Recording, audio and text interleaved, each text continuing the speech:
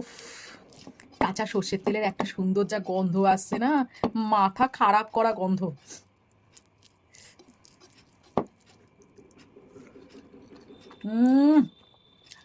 অমৃত অমৃত। কি ঝাল হয়েছে। করবো ভর্তা খেতে খেতে, তবেই তো জমবে খাওয়াটা নাকি।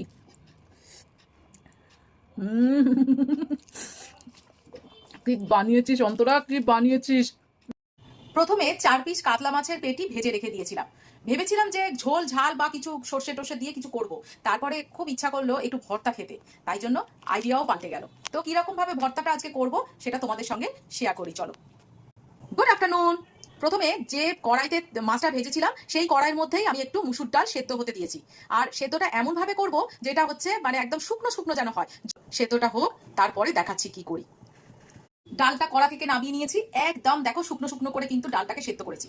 কড়াইতে তেল গরম করতে দিয়েছি, এবার এক এক করে সবগুলো ভেজে নেবো। প্রথমে পেঁয়াজ ভাজবো। দুটো মাঝারি সাইজের, মাঝারিও নয়, মাঝারি থেকে একটু ছোট সাইজের পেঁয়াজ কুচি কুচি করে নিয়েছি। পেঁয়াজের সঙ্গেই বেশ কয়েকটা রসুন কোয়া দেবো। রসুন না দিলে ভর্তা ভালোই লাগে না। এবার পেঁয়াজ আর রসুন খুব ভালো করে ভেজে নেবো। তোমাদের কাছে ভর্তার মিনিং কি আমি জানি না, আমার কাছে ভর্তা মানে হচ্ছে দুটো জিনিস। এক হচ্ছে খুব চটজলদি কাজটা হয়ে যায় তার জন্য, আর 2 নম্বর হচ্ছে প্রচন্ড পরিমাণে টেস্টি।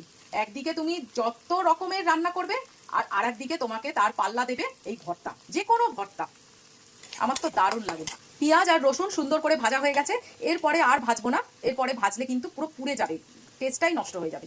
এবার এটা তুলে রাখবো। এইবারে এই তেলের মধ্যে বেশ কয়েকটা শুকনো লঙ্কা দেবো। ভর্তা একটু ঝাল ঝাল ছাড়া ভালো লাগে না, আর এমনিতেই আমরা প্রচন্ড পরিমাণে ঝাল খাই, সেটা আমার ভিডিও দেখেই তোমরা এতদিনে জেনে গেছো।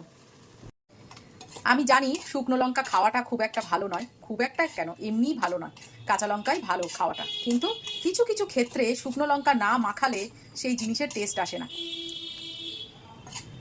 চলো, এইবারে শুকনো লঙ্কা ভালো মতো হয়ে গেছে, এটাকে উঠিয়ে রেখে দিই। এইবারে দুটো টমেটো মাঝারি সাইজের, সেটাও ভাজতে দিয়ে দেবো। টমেটোটা ততক্ষণ ভাজা হোক, এই মুহূর্তে কাজটা করে রাখি। পুরো জিনিসটাকে আমি মেখে নিই, মাছের কাঁটাগুলো ছাড়িয়ে নিই। পেটি থেকে ছাড়াতে বেশিক্ষণ সময় লাগবে না, কাঁটাগুলো বড় বড়ই আছে। এবার পুরো জিনিসটাকে মেখে রেখে দিই, তারপরে লাস্টে টমেটোটা মাখবো। আমার ভাত আমি নিয়ে নিয়েছি। এই পাশে আমি ভর্তাটাকে সুন্দর করে মেখে নিয়েছি। এই পাশে এখনো টমেটোটা ভাজা হচ্ছে, মোটামুটি হয়ে এসছে। এই যে একটু এইরকমভাবে পোড়া পোড়া হবে, তবেই ভর্তাতে ভালো লাগবে।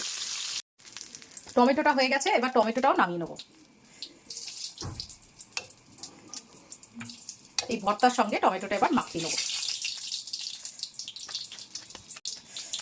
কড়া থেকে সবে নামালাম তো, প্রচন্ড গরম। আমি দেখাতে ভুলে গেছি, টমেটো থেকে কিন্তু টমেটোর জামাটাকে অবশ্যই খুলে নেবে, তা না হলে মুখে পড়লে খুব বাজে লাগে খেতে। উফ, কি গন্ধ বেরিয়েছে, যেরকম রসুনের সেই রকম মাছের কোনো গন্ধ নেই, কিন্তু আসছে শুধু রসুন, শুকনো লঙ্কা, এই সবেরই। শুকনো লঙ্কাটাও অনেকটা দিয়েছি, জানি না কতটা খেতে পারবো। এইবারে নিয়ে নেবো ওপর থেকে শুধু একটু কাঁচা সর্ষের তেল। ওয়াও, কি লাগছে। সত্যি বলতে কি, এই রকম যদি একটু ভর্তা থাকে আর সঙ্গে থাকে ভাত গরম গরম, আর সত্যি কিচ্ছু চাই না, বিশ্বাস করো। আর ওপর থেকে একটু কাঁচা সর্ষের তেল দিতেই হবে। চলো টেস্ট করে দেখি কেমন হয়েছে। হুম হুম আবার একটা কাঁটা, অসাধারণ অসাধারণ।